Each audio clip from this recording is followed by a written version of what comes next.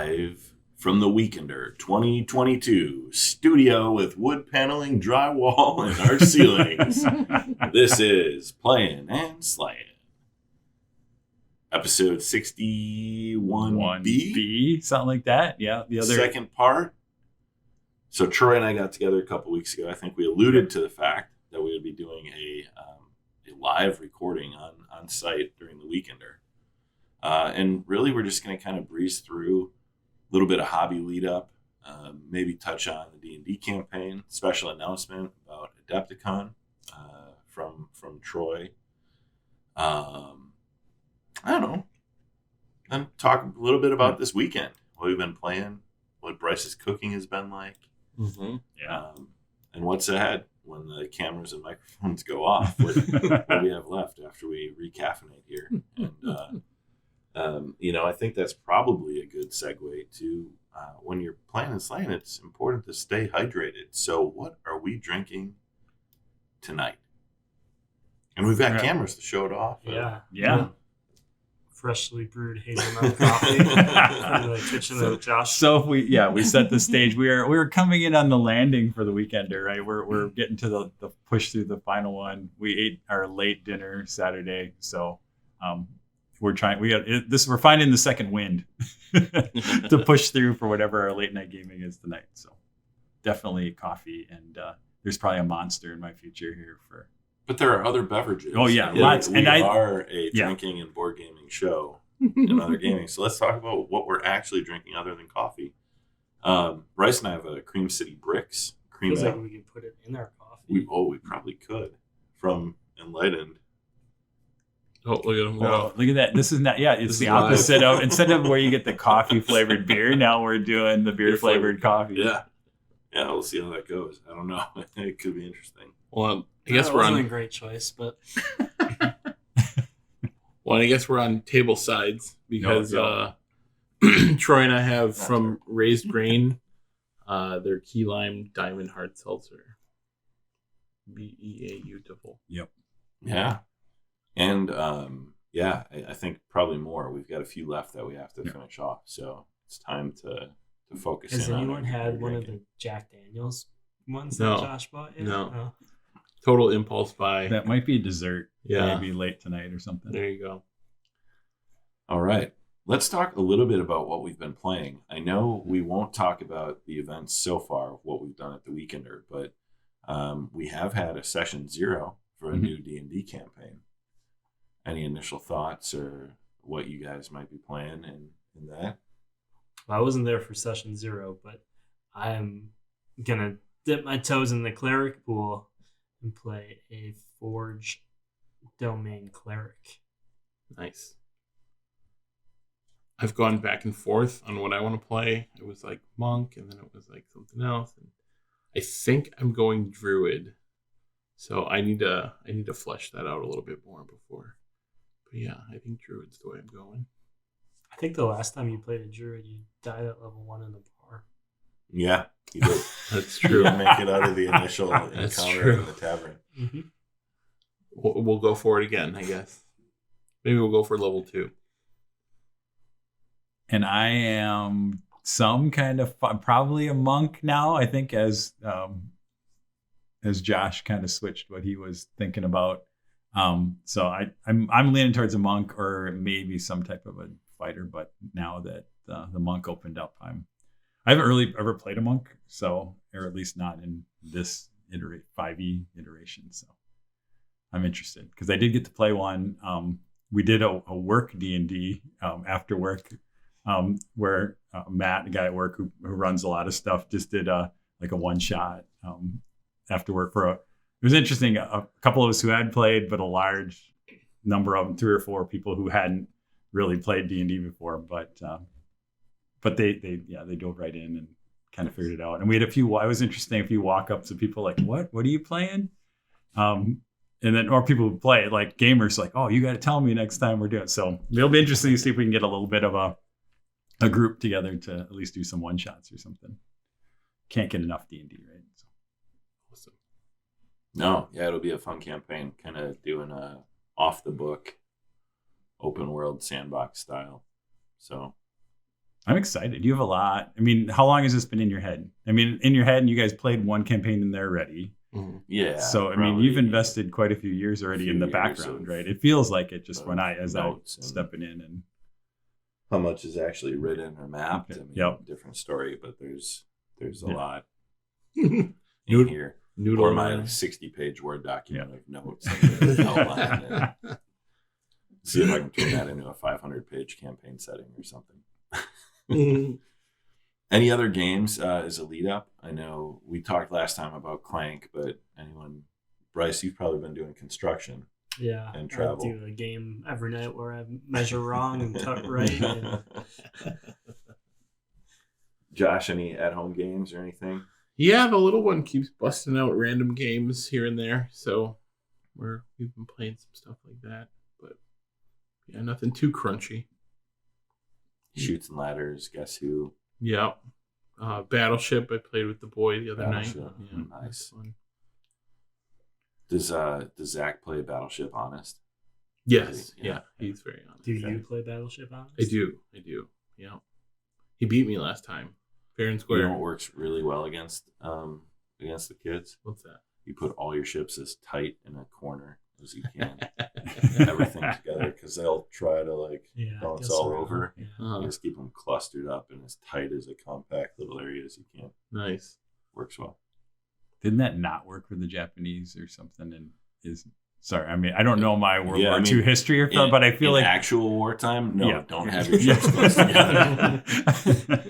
Something about sitting ducks and targets. And...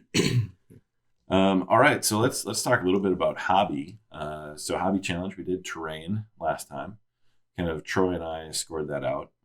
Looking back, the current tally is Ty at 8 points, Josh at 7.5, Brice at 3 because he's Brice, and Troy at 9. So Troy was in the early lead heading into the challenge for the Weekender, which was a Marvel Crisis Protocol character.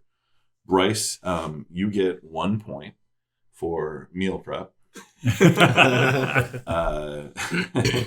which brings you to 4 because you're Brice. Troy, you painted Colossus. And Josh did a couple of models. Which one are you entering into the scoring? Probably Thanos is Thanos? the better one. Yeah. All right, and I did Moon Knight. So we'll get some pictures up. Yep, I think we have some. Mm-hmm. I think everybody has something that I can steal, and I'll show it. So hopefully, if you're watching this, I'm showing it to you now as we talk through it. So the magic of editing. I'm a level 12 editor in my real life D&D. D20 Modern. You hear they're bringing that back or something similar to it? That's foreshadowing for our crowdsourcing segment. Yeah. All right. Okay. Well, good deal. Marvel Crisis Protocol figures. I'll start with Moon Knight. So got him built, got him primed, and assembled. So there's the 3. Right, or no, assembled is built. Was it? Built, primed. 3 colors. 3 colors. Advanced techniques and basing. 5. I think I hit them all. I added some blood effects on the weapon.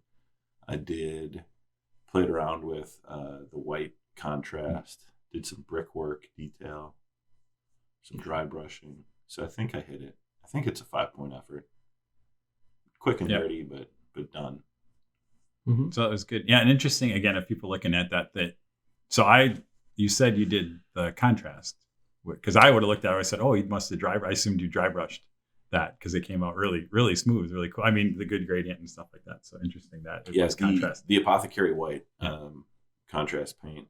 So I did the black undercoat or Mechanicus gray, the real dark gray. Then I dry brushed gray. Then I dry brushed white, and then I picked out the details like the wraps in linen, the white from Vallejo, I think. Oh, okay. It was your recommendation once for what you used to when you're doing your zenithal glazing. But I actually applied. That's ivory, right? Or ivory, yeah. Ivory, not linen. Yeah. And I did that on the wraps and the crescent moon and stuff, and then put the Apothecary White over him. And then I did the Basilicum gray on the inside of the cloak. and then dry brush some Ulthuan gray on the outside of the cloak and the fringes. Cool. Yeah, I think that's a great example of what Zenithal underneath the contrast can really do, because I think that's probably what's really giving it the cool. It makes looks like, oh, somebody really put a lot of different layers. And stuff. It's it's not like you didn't work. I mean, putting that Zenithal right is a lot of work. But it was just it makes it. It's a little bit of on your undershading. Yep. Mm-hmm. Learned that from Brice. Then we got Colossus. Yep. He so I think I'm gonna I'll go. So definitely assembled, primed. I basically airbrushed him black and then used the Vallejo metallics. I think what I used, did I use the silver? I think I wanted something pretty bright. It was one of the silver ones, the pretty bright ones. I just love those Vallejo metallics out of the airbrush. I think I talked to them before. You get such a cool thing. And then I did contrast on top of the metallics over top, and which was, and then I did, it's a conversion because the Colossus model, he has the hand of the big sentinel over his head. The one they do, it's bad in that it covers up the front of the model, so you don't actually see all your cool paint job in his head.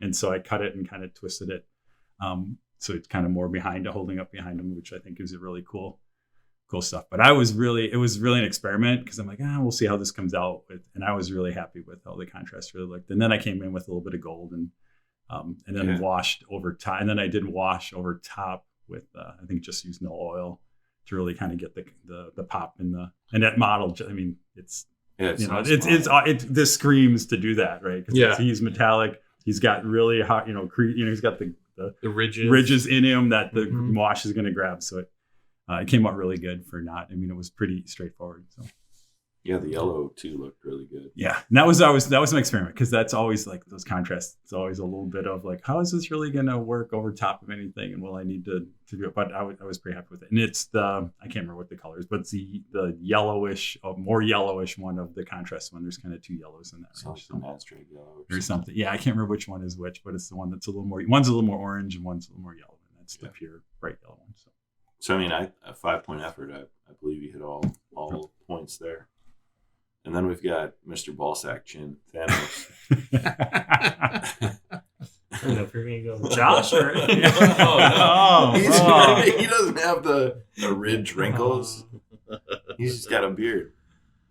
Yeah, so I did Thanos, and it was my first few models that I did Zenithal priming. And did you do it with your airbrush? I did. Yeah, I guess so. The first time I've done Zenithal with my airbrush. So that was interesting. It definitely helped. Even the areas where maybe some of that undershading doesn't show through because I painted a little thicker, you still have that. What needs to get highlighted later. So that was helpful. But yeah, no, I had a blast painting him. He was really fun. So, kind of did a blue bodysuit. It was kind of a brighter blue, and then I washed over with Army Painter contrast. And then it did the gold from Army Painter, and then the soft tone over it. So it kind of gave it like a more, reddish tone. Warmer. Yep. Yeah. I think that it really kind of broke up, the gold on his chest and like the armor. So the hardest part was doing the little tiny gems, just the little dot, right? That's all it took. Yeah. Oh, and on the glove, or on the gauntlet. I definitely messed up a couple times and painted over. But we got it. I think it looks all right. So then I did a quick basing. I'm going to go back and redo the basing, but just a quick. So Brice gets 1 point for meal prep. He should get more, but it's not a Marvel Crisis Protocol. I mean, the food was a five-star effort. 5-star, yeah. But 1 point for that. So Brice, you're at 4 points. It's better than 0. You're still.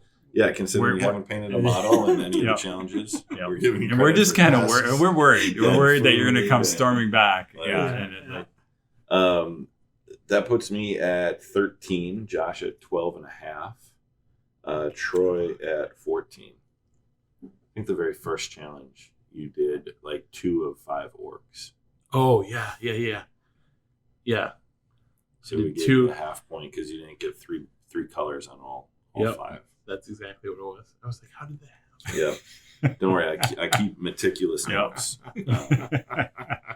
And then for next time, the next time we record, we're going to try to extend our Crisis Protocol collections of painted models because we're having a lot of fun. A couple times we have played, and doing 3 more. Or the idea is finish a team. So like some of us have a couple models started for some of the superhero teams, so finish them out and have like a team of 5 or 6 models. Sweet. So that'll be our effort, staying on the Crisis Protocol front after the last challenge. All right.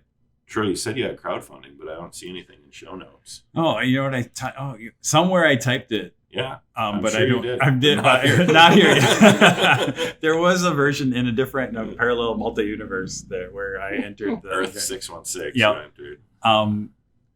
And you mentioned the D20 modern, and that's Yeah. what. And It's I like think the- is it the Blade Runner RPG? So what they're doing is, I think there's a group that is kind of redoing the D20 modern license for 5e, kind of refreshing it, the core. And then what they're also doing is they're kind of doing a set of adventure packs with a bunch of kind of big name IPs. One of them being like Blade Runner, I think like a Total Recall. I think all that. And they're going to release those like I think in 2023, like one every 6 to 8 weeks or something else like that. So they got me a Blade Runner, so I just kind of jumped in. And I think they have them pretty good. I should look it up.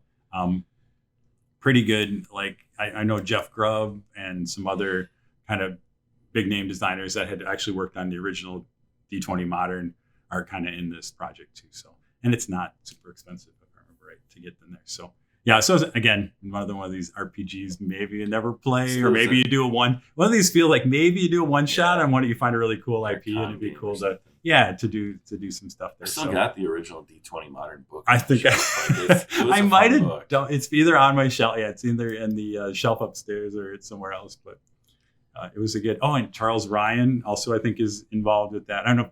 So I've talked about Millennium's End in the past, and he did a lot of stuff in the 90s, and especially in kind of that modern settings.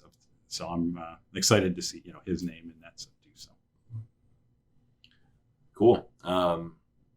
Real quick, I don't see anything else in kind of reading list, but I started listening to an older fantasy book, but a revisit after like 20 years for me was The Black Company, Glenn Cook. So I'm about an hour and a half in on Audible, enjoying kind of remembering that because I've forgotten more than I remember about the story and the characters.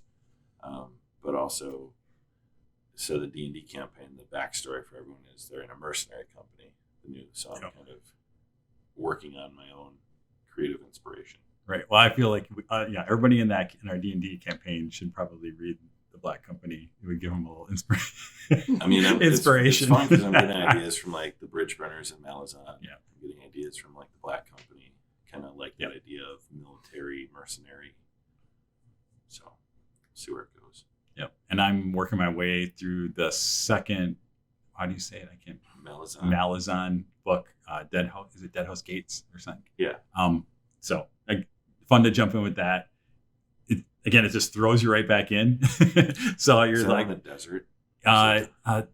Yeah, mostly in desert, and it's the coming of the whirlwind. Yeah. I won't give Good too many road, spoilers. yeah. And there's some of the characters. There's some new characters, and then some of your old characters from the other book kind of start showing up. I'm interested to see where it goes. I mean, Have you started that yet? No, Book of the Fallen? I just finished Beyond the Gate, and David Gemmell. which was very good. I'd say as good as Legend. Mm-hmm. Did you read that one? I can't Yeah. remember. Yeah. So Waylander is the third one. Waylander. That's about Russ, right? No, No. Waylander's his own Oh, own okay. character. It's a prequel, but it's third in order Gotcha. of release, and often Yeah. one he's like most known for. And it is, I guess, it is interesting when I read. I can never say it. Was it? David Gemmell. Yeah. Well, no, the Malazan. Malazan. I don't know why I can't say it. Too many beers today. Malazan. Malazan. Like the Malazan It's the universe rare makes me sense. think of the David Gemmell. Like it does make me think Well, of it's- Legend. it's- Like yeah. it feels like a similar, The thing Like- that blows me away about Erickson and the Malazan Book of the Fallen series is you get dropped off in the middle of a huge 1,000 years of history, massive world, and you're going back and forth all over the place. And it's Yep. like the amount of world building is insane. It's And almost it- like you did anthropology of the civilizations. Like, and it. I don't know if you. I mean, it. Now that I think about it, like those books make me think of. I mean, they're fantasy opera. You know, people talk about space opera. If you ever read Peter Hamilton, right? Which are the same thing, giant 500-page novels. You end up with, a bunch of different characters and you're jumping between them through the whole thing. And it's slowly, there's some things in there. That's what this kind of, those books definitely make it feel like it's kind of this, what I'd call it fantasy opera, right? Where you have you're cutting between scene and scene. And I actually struggle a little bit on the Audible because he will just, I'm sure you're reading the book, maybe there's a space, like you can tell when he's switching scenes. In the Audible, like there's no, like you don't realize, oh, he just switched from these characters. He just went over there and you always have to like, hold it. Wait, who's talking? Wait, oh yeah, we switched to a new scene. Because he'll just stop a scene, you're like, what? And then he switches. And I'm sure if you're reading it, there's probably a page break or right? But in an Audible, it doesn't, if you're not, you may not pick it up, which is interesting. Any reads or listens? So I finished. I know it was part of our book club, but Best Served Cold. I didn't join the book club because I hadn't finished it yet. So it's been on my back burner to like finish it up, and so I just recently did that. And I was in a leadership training this week, and they had us read. Well, they gave us a bunch of options, but I read some management book. It was all right. It was fine. Management books. Yeah. We should all read a management book Yeah. and then chat about it on camera. No. No, you didn't like it? It was fine. It was fine. I'm not going to share what it was because it was fine. It wasn't great. It wasn't great. Oh. All right. Well, We'll find out. Yep.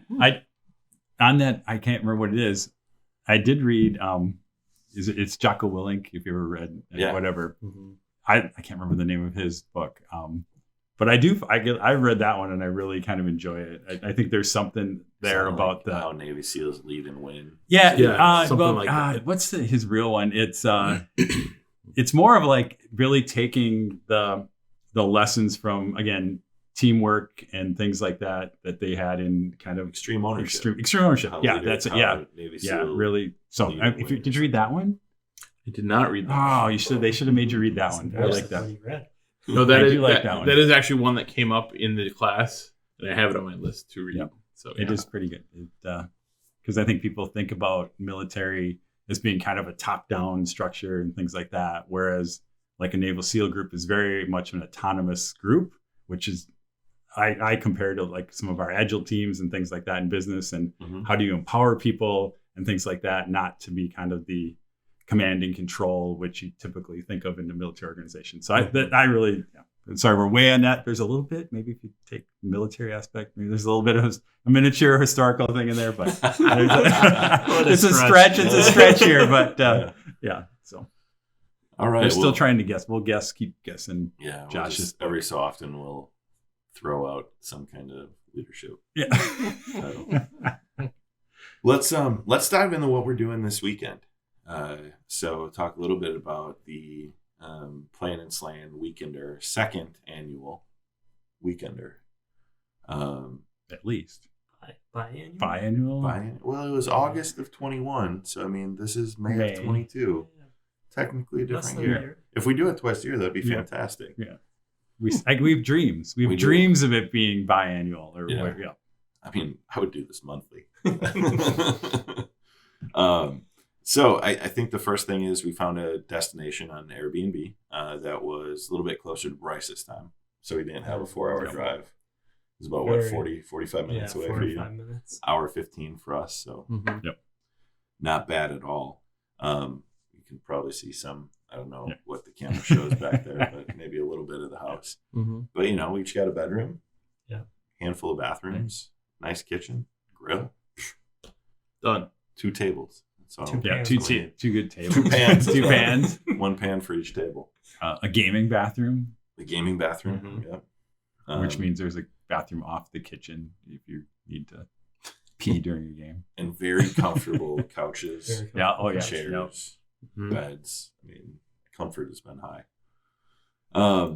So we got into town Friday, 3:00, 4:00. Kind of cracked out HeroQuest and started playing. Got through a quest and a half, and then Tom showed up. My brother joined us mid-session for the second. I think that was where you guys found the Prince's Gold. Yep. Yeah. No, he jumped in. Yeah, he's a strong elf. He elfs well. Yeah. He elfs well. When we play with Landon, he's the elf and the wizard, and then Landon's the barbarian and the dwarf. We try to keep it Nice. pretty straightforward for efficiency's sake. You guys were successful. You won both quests. Only one death. One No, death. 2, right? No, because the dwarf died in the second one. We each lost one. Yeah, Josh one died in Oh, the first Josh. one, and Wizard then we died. lost, and we Justin barely, and we Bieber lost died. it. Just died in the first But Yeah. then Justin Timberlake survived in the next quest. He Yeah. did. He Yeah. sure did.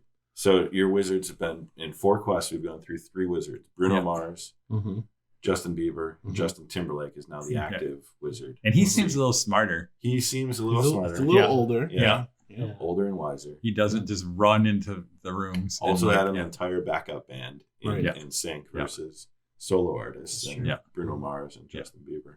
Mhm. Yeah, I like your naming conventions a lot for your wizards. Thanks. I like You them know, too. pop stars. But Brice, that was your first time playing HeroQuest. First time. What did you think? It was really good. I was a strong barbarian, You were so it was fun. very strong. Led from the front, usually. Yeah. I've only found one door. I think I searched 20 times for doors, but found the one that mattered. You really were looking for those Yeah. secret doors. Then I think the highlight of Friday night for me was our Fiasco game. Oh, yeah. So we sat down, used the couches, and played Fiasco, the second edition, which has the cards, which I think is a cool mechanic rather than just the book and the playlist, to deal out some cards and then pick and choose from there. And then assign cards for scene resolution instead of the dice math. But we did the Dragon Slayers, right? Or, Yep. It was basically like a fantasy play set. So it had some magic names and reasons for an adventuring party to go about.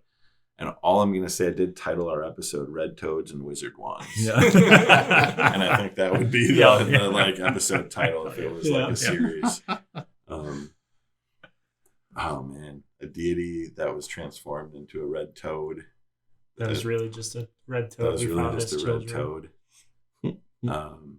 And then the heist to get a wizard wand to try to turn the red toad back into the deity.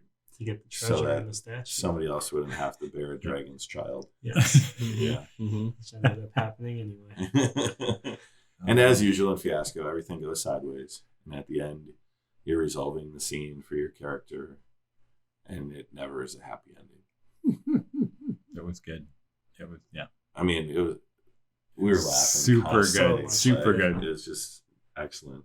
It's in general, I love collaborative creativity. Like anything, like whether it's us trying to figure out, session 0 in a D&D game, but Fiasco just like turns that all up and it gives you this, puts you all in the place where you're all going to just keep contributing items and everybody's bouncing off each other. And, it's in some ways a form of improv, right? Mhm. Which is interesting. And for that. And so, the amazing stories that we told, and it was, that's going to stick with us. It's one, I think, out of this weekend, we're going to be telling stories about that story for quite a while. So, And burning down a building has carried on because we burned down a whole village.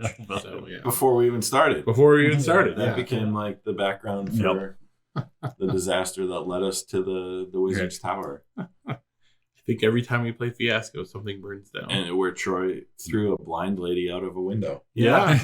Without even a word to her. Just, Yeah. I threw her out the window.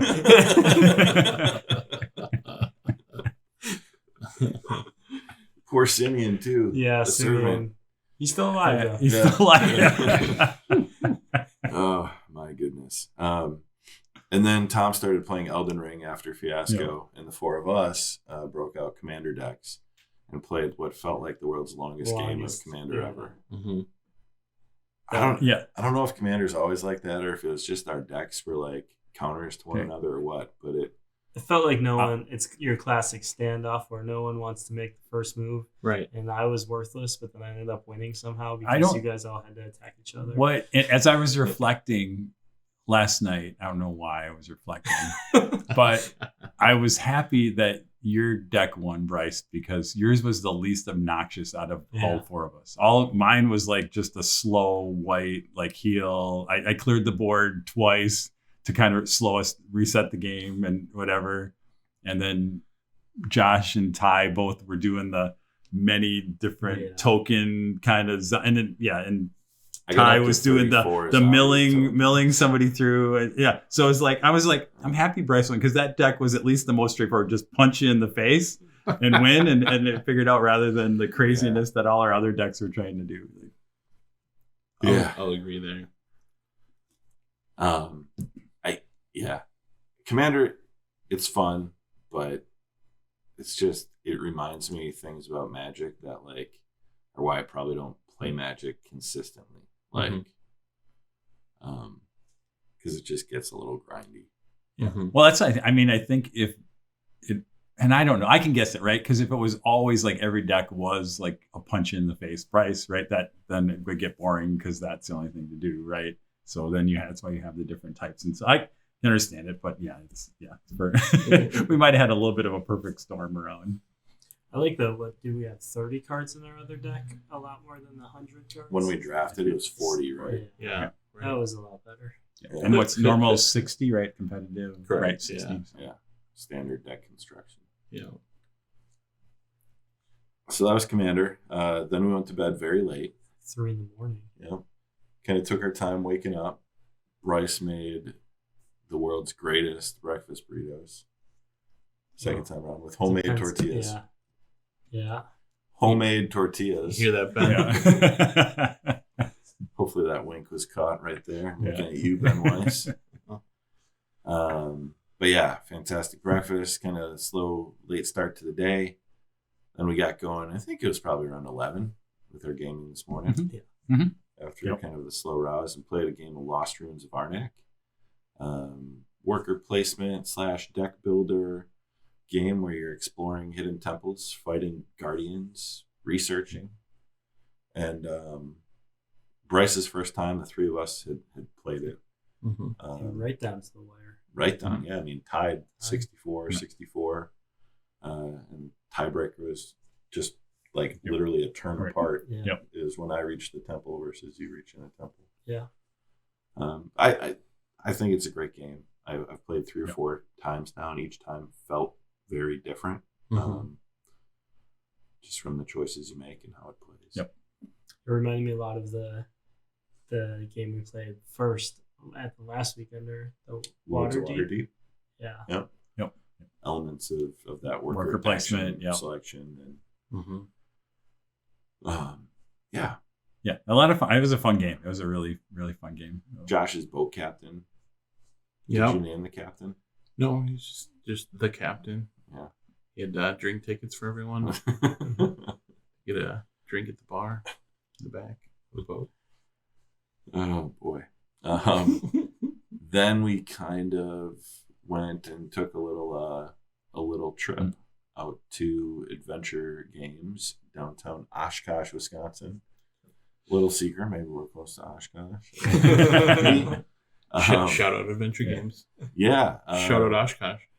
We'll have to find the link for the owner's TikTok. I know she is on TikTok at the store. nice staff in there. It seemed to be hopping today. There's a lot of people, midday yeah. playing games, Mhm. hanging out. Really good selection of miniatures, board games. Looked like a ton of Magic. Like, Mhm. I feel very blessed to have that store so close to me because it's, it's an independent store where it's not just UW or anything like that, but it's really a great store. And Teddy and Charlene are awesome, the owners, and Mhm. it's always been a good spot. yeah, and we injected some cash into the local Yeah. gaming economy. We all With bought purchases. MCP models when we all have 10 at home that aren't painted. Right. I can never have enough. And I bought Wonderland Wars too, which I was very happy to see there. It's been a little hard to find at times. Maybe we'll even break that Yep. open. Give it a try. But that was my purchase. Juggernaut. Two juggernauts. 2 Juggernauts, one for Brice, because that's how we're commissioning, Yep. painting some of my other MCP backlog. I'm giving Brice the really hard ones to paint, Yeah. like Spider-Man, where I can't do the spider on chest, but I know his eye for detail can. Who else? I bought Cyclops and Storm, I think was the other one I bought. Josh, you picked up. I got Juggernaut and Venom. I had never picked up Venom yet, so I was looking for Colossus. I wanted to try to recreate Troy's paint job. You can't find Colossus. That's Can't it. find him. Can't find him. One of a kind. He's tough. I might have picked up a 40K Titan MCP Moving right model. along. Yeah, What did just skip that. Imperial Knights book Yep, new book that came out. or this year, Chaos so- Knight? Imperial. No, Imperial one. I didn't have the Chaos. I didn't see the Chaos one, All right. but I don't actually own any Chaos Knights, so Good. wasn't Chaos is as dirty. excited. It'll corrupt you. So they're cool. The new Chaos stuff is pretty cool. Pretty cool. And they're getting it's all new cool stuff. And then what'd you pick up? I got Green Goblin, and then I got Nick Fury and Agents of S.H.I.E.L.D. for Scott from Twitter, who has all the cool MCP stuff that he shares with everyone. So Brush Wizard is Brush his Wizard, yeah. handle. Scott Ferguson. Right? Mm-hmm. Yep, and I chat with him all the time about stuff he's making, and he made me a few custom newspaper articles that I can print off and put on bases around the windows. I want to do windows with a bunch of like newspapers across them for broken windows and stuff like that. So for him being such a kind person sharing all that stuff, I wanted to get him a set of models he wanted. So. Nice. Very cool. So yeah, if you're ever up in the Oshkosh area, check out Venture Games. It's a great shop. Great store. Right in downtown. Mhm. And then we got back to the house and we set up terrain and divvied up some teams and did a 4-player Crisis Protocol match, 2 random kind of missions, and we just kind of. There might be a multiplayer rule set somewhere, but we just kind I of like it. our version. Yeah, Yeah. our version plays pretty good, especially as a beer and pretzel. Everyone tried to stop Thanos. That ended up being the main objective. Yep. And then that let me run away with hiding in the other side of the board to score victory points and win. The gauntlet's scary, You know, you know? Yeah, Deadpool really Yeah, wanted to except take for it home Deadpool. too. Yeah. He had an idea of what he could do with that. He did do it. He did do He the did. final. He started the dance party. Yeah. The dance party was the killer. Man. Yeah, there were some good matchups. Colossus slugged it out with Groot and Venom. Yeah. He held Captain his own. Bounced his Captain shield off Captain. about 700 Entire people. time, yeah. Mm-hmm. So I mean, Crisis Protocol continues to be one of those games that every time I play it, I have a really good time. There's a couple things where I'm like, I think the more tactical miniature gamer in me is like, well, this doesn't make sense. But then it's like you streamline it, you have some efficiency, and it makes the gameplay a lot easier, not having to worry about it. But it's just a good game. Mm-hmm. Nice models. Building the terrain is fun. Yeah, it Yeah, does it use looks this cool. stupid Fantasy Flight D8 system, though. Yeah. Well, I mean, we've talked about it in the past. I think, the D8 is so swingy. Like it's part of like, as much as you can be tactical and whatever, there's still a lot of there's a lot of randomness in there, and there's not a lot of ways to like manage the randomness, right? You just got to just go with it. Like, I went in, Colossus swung, and fun, right, and then or other times, right? Other times, I can't remember where it was one who like somebody came in and like 7 out of 7 hits. You're like, oh, that's only gonna happen once a game, right? It's but then you're also going to go in and roll 8 dice and get 1 hit. Right, so and that's you just got to roll with it. I think it's kind of fun. Yeah, and then I think we pretty much had an amazing dinner. Brice made a little too spicy. Spicy bunny bake. People are finally recovering here. Yeah, I can feel my lips. We had to like do some therapy to get people ready for podcasting to be able to speak again. But otherwise, they're good. I mean, the food has been on point though. That's multiple home runs for dinners. I forgot Friday we had the kebabs. Mm-hmm. And then Josh mangled the. Josh showed his superpower. Yeah. Probably Incredible Hulk. Probably a 6-power super skill he used there. So. Definitely. Trying to do the right thing, I turned off the gas on the tank, and we went to turn it on this evening, and he literally used the heat metal spell. I think so. Infused that valve. I couldn't get it back open. Good news was we had a secondary gas tank in the garage, and we won't mention that to the Airbnb owner. But yeah, so Brice has just hit a home run again for the food. It's kind of, I think that's the fun thing about the Weekender. We all kind of contribute different aspects and elements and bring it together just for a fun weekend where none of us really have to worry about much. Mm-hmm. I harass you guys about being off schedule and over budget. But well, if we wouldn't have made that trip to the game store, I think we'd be under budget. We would have been. Yeah, absolutely. Well, now we know for next time. Yeah, factor in $600 for. We'll add it to the budget. But then, maybe play some more games tonight. Then we'll head home tomorrow morning, have a meal on our way out, and put another successful weekender in the books. Check. Any other thoughts on the weekend or board game events? The weekend, but I said the weekend, or maybe we just call it the weekend, or like Thor. Like Thor.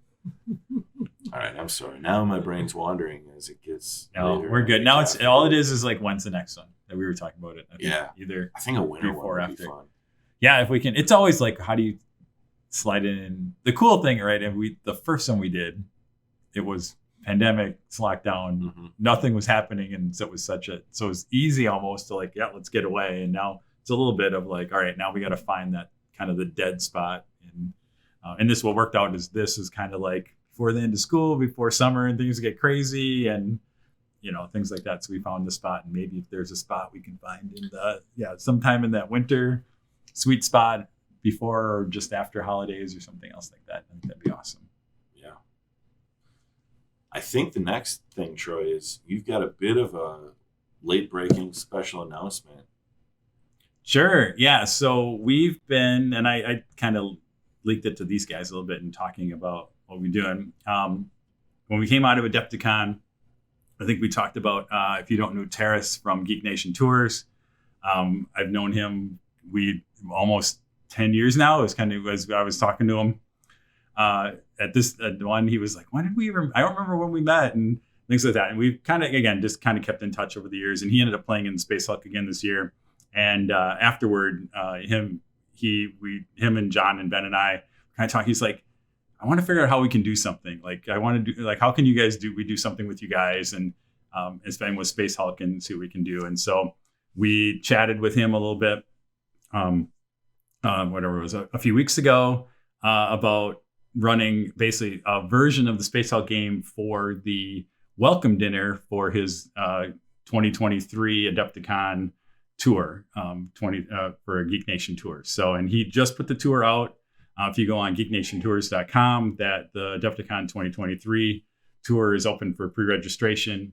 And on there, you'll see a blurb around basically on the Wednesday night. They always do a welcome dinner for his tour. And then they usually have a game night where they have different people in there. And we're going to do probably abbreviated version of kind of our normal big Space Hub thing. But we'll have I think there's 20 or 30 people, maybe 40 people that we're going to try and run through in this sort of thing. So we got some ideas and we'll work through that. And we're just excited to, Taurus has been a great guy and he's helped us out over the years. And I think it's exciting and we're always happy to share our events with other people and get to do that. So, and we'll try and get maybe Terrace on the podcast a little later this summer so he can talk about that and the other tours and things that he does. I think they also have this year or next year. I think they're also going back to Great Britain and doing the big miniature tour, which is always a dream, but always like 2 weeks. I don't know if I can ever do 2 weeks on some of that. So excited for that. It's going to be it was, again, just speaking of kind of creativity combined, it was really cool to kind of just work with him and then John and Ben, and we're kind of brainstorming ideas and how we can do some of that stuff. So, and we have a little bit of work to do. We're going to try and reuse some stuff and do things like that, but excited. So, and and again, if you're, I don't know where our listeners are from. If you're from around and you want kind of that great treatment when you go to Adepticon, I mean, Terrace does a great job of he takes care of everything, getting your stuff there, getting your badges, food, Is he doing events. a Gen Con trip too? There is a Gen Con trip. I think the one for this year's either sold out already or pretty close. But I think they do a Gen Con trip also. So yeah, great. Can't mention enough. And there's a whole bunch of stuff they do, right? It's all in that geek centric. It's not all gaming. Some of it's more anime stuff, some historical things if you go on the website. So definitely check it out. And like I said, we'll probably have more from Terrace a little bit later this summer. Awesome. Very cool. And speaking of tours and events, I think that brings us to kind of upcoming what's going on. We are in the midst of convention season, that time between, really Adepticon and Gen Con and then a few others in the fall. But Origins, June, what do my notes say? I think 8th and 12th goes some weeks. Brice will be there. He's a big fan of Columbus, Ohio Origins. He's been every year for many years. Nexus Game Fair, end of June. I will be there on June 20, the Friday, June 24th. I did get confirmation we were running Zombicide Invader on there, so we will at least Brookfield, Wisconsin. Wisconsin, if you're around. Suburbs of Milwaukee. So it's a fun, again, local, small. We'll call it small. It's a small con. Yeah. It's it's good things about small con. They have a small vendor area and some good events. And then Gen Con. First week in August, 4th through the 7th, we're going to kidnap Brice. We'll pull up to his house in a cargo van wearing ski masks. Yep. Wrap him up in a carpet. Zip ties. Oh, carpet? Yeah. I was thinking zip ties and like a bag over his head. Both. Oh, wow. And roll him in a carpet. Okay. And roll him up in a carpet. Wow. It's aggressive. And then take him to Indianapolis where we'll hang out and play games for 4 or 5 days. What is it now? Like 5 days of gaming? 4 days. Wednesday's kind of the official, unofficial. Yeah. And then Nashcon, Brice and Tom and I are headed down. Some late breaking news, and I'm going in round 1. I'm going to play Stu. Oh. And Stu, I don't have any skills. I haven't played a game of 3.0, but I'm going to start with a lot of drinks, and I'm likely going to let you beat me into the ground, but we are going to have fun, and there's going to be like a half-naked hug probably between each round of the game, and likely one of us will be sweating profusely by the end of it, and it's not going to be me. Probably both. But also, when I get his challenge video, I will be responding. But I did want to just mention, I'm very excited to. I think you got a grudge against Stu. I grudged him the last one we went to, I think. Yeah. So my dream is complete that I'll get to play him finally and drink. So I'm also going to bring Craig Nose and a couple of Frost Lords. So Stu, start practicing against that list because I won't practice at all. Hopefully he knows your rules for you then. Yeah. So Stu, I know you play Beast Claw, so you should be able to help me out. And if you could read over Craig Nose's War Scroll, that would be excellent too. Thank you.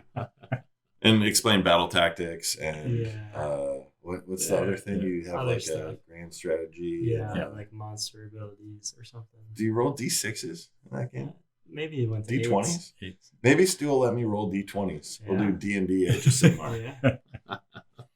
All right. So Nashcon, that'll be a lot of fun. Any other news, notes, blips, I want to get back to playing games. So. coffee? Yeah, let's wrap yeah, this me up. too. I'll wrap this up. So, complain to Josh at basementofdeath.com about anything. Please. Anything at all. The weather. Why Doesn't you cold can't it. figure out how to open the gas line on your grill at home because he's going to come around and crank them all shut. But yeah, so I think show notes will be pretty cool. Is this on YouTube? Are we on YouTube? Probably. Yep. So like and subscribe. Yep. Click these buttons. We're trying to Comment. get like more than A 20, dozen. one or more than 20 views, maybe. Yeah. We're getting there. Yeah. We're getting there. And when you're done watching the episode, just remember when you're playing and slaying, you got to stay hydrated. So that's the number one thing. We need drinks here, but keep the dice rolling and the drinks on ice. And I can't remember the line here, guys. What? And no matter what, I literally just had a short circuit in real life.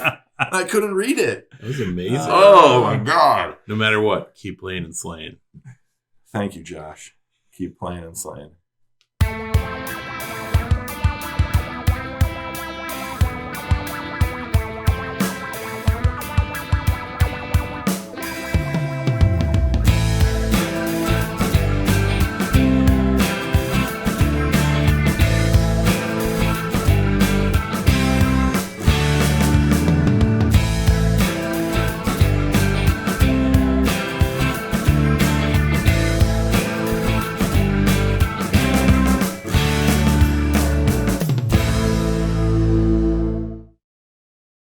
Literally just saw me have a stroke.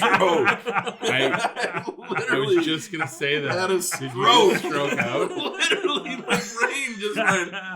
And what was funny is I couldn't think of it either off top. Like, what? Wait, Ty's gonna say that thing we always say. I definitely thought you what were is gonna it? make some sort of joke or something. Yeah. So I was like, well, I know what it is. But I'm not gonna steal his What's thunder. the He's got a line? joke coming. What's the line? Oh shit! That was fucking